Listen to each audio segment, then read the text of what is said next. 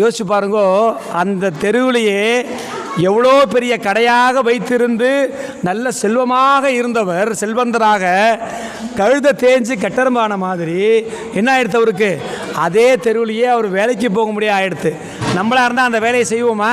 ஊரை விட்டு போய் வெளியூரில் போவோம். வெளியூருக்கு போய் என்ன பண்ணுவோம்? நம்ம அங்கே போய் வேலைக்கு போவோம். ஏன்? இங்கே தான் நமக்கு ஒரே அவமானமாக இருக்கும். ஏன்? நமக்கு நான் என்ற எண்ணம் மேலோங்கி இருக்கும். எனக்கு எந்த இழுக்கும் வந்துவிடக்கூடாது, என் பேருக்கு எந்த அழுக்கும் வந்துவிடக்கூடாது, நான் பெரிய ஆளாச்சே அப்படிங்கிற எண்ணம் அவருக்கு கிடையாது. அவர் என்ன பண்ணுறார்? அவர் நோக்கம்லாம் எங்கே இருந்தது? ஒரு நிலையான மனம். எடுத்துக்கொண்ட சங்கல்பம் என்ன? விளக்கேற்றணும். அதுக்கு நான் என்ன பண்ணணும்? எண்ணமானும் பண்ணுவேன். அதுதான் ஒரு நிலையான மனம். என்ன பண்ணுறார்? போய் வேலைக்கு போகிறார்.